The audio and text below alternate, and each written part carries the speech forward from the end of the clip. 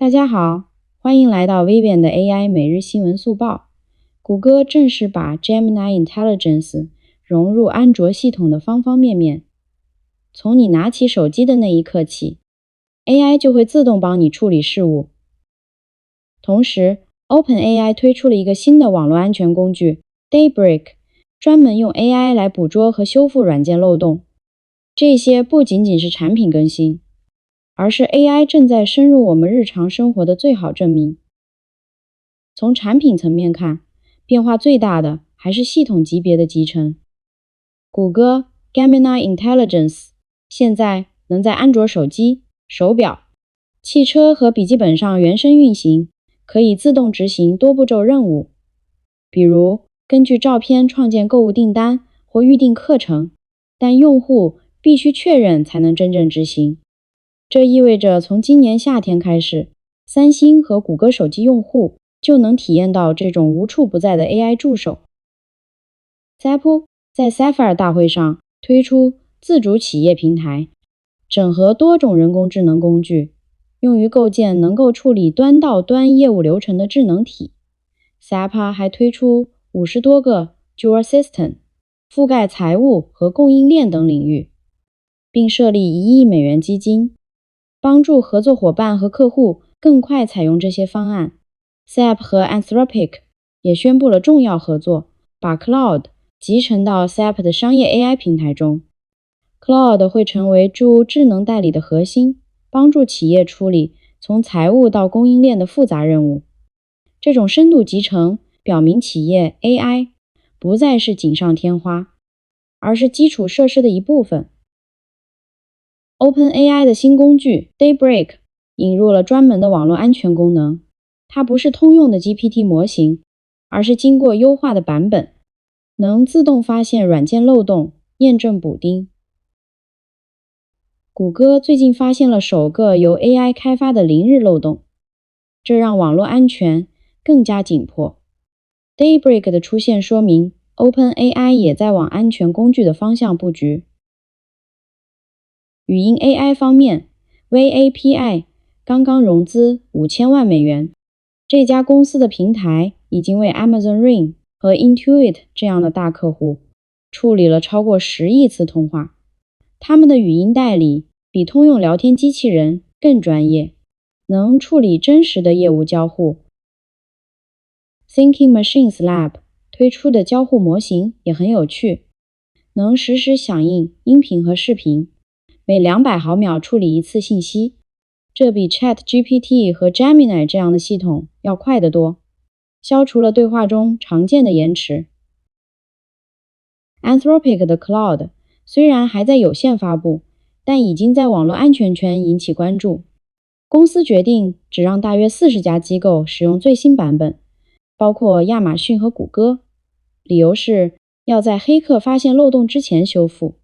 这是一个有趣的权衡，安全优先，还是要让更多研究者参与。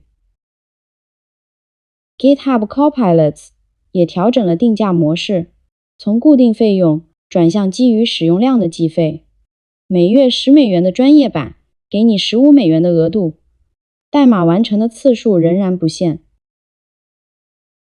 Isomorphic Labs 从 Alphabet 支持的公司融资21亿美元，专门用于 AI 驱动的药物发现。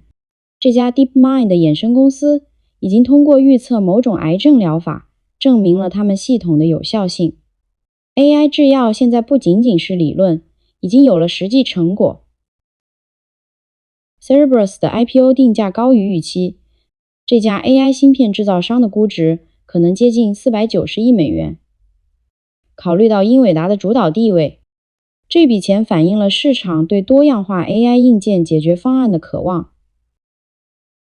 AAPI 融资之外，还有 White Circle 筹集1100万美元来管理工作场所的 AI 模型，防止 AI 失控。Monaco 获得5000万美元 B 轮融资做 AI 销售平台。还有 Xforce 融资 1.25 亿美元开发网络安全 AI 代理。这些融资潮表明 AI 市场还远未饱和，资本在追逐下一个机会。谷歌的一个关键发现是，攻击者已经用 AI 生成软件漏洞，这个零日漏洞能绕过双因素认证，目标是流行的网络工具。虽然谷歌和供应商及时修补了，但这表明 AI 正在被黑客社区利用。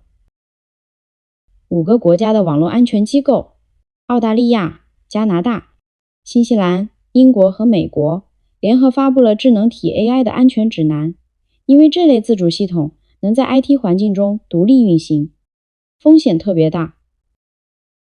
深度伪造的风险在青少年中升级。最新调查显示，1/8的年轻人认识 AI 生成色情内容的受害者。佛罗里达州已经要求平台在48小时内删除这类内容，但执法困难重重。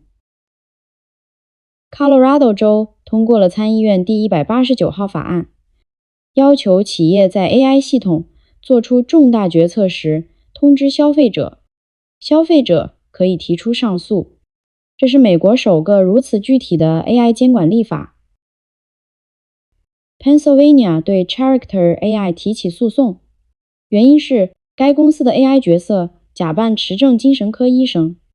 这是美国州长首次采取这样的执法行动。加拿大隐私监管机构裁定，使用公开互联网数据训练 AI 模型违反了用户同意要求。这个决定因为忽视大型语言模型的实际工作方式而受到批评。美国商务部删除了谷歌、微软和 xAI 的 A 安全测试页面，原本那页解释了这些公司如何评估模型。此举引发了透明度疑虑。Princeton 大学投票决定恢复考试监考，因为学生利用 AI 生成式作弊现象日益猖獗。这所大学自1893年以来一直遵行荣誉守则，但 AI 让作弊变得太容易隐藏。美国女童子军的一项调查发现，60%的青少年尝试过 AI 聊天机器人。有趣的是，5到13岁的女孩认为 AI 比他们的父母更聪明、更有趣。这意味着 AI 正在改变年轻一代的信息获取方式和人际互动。一起过失致死诉讼对 OpenAI 提起，原因是 ChatGPT 向一名学生推荐了危险的毒品混合用法。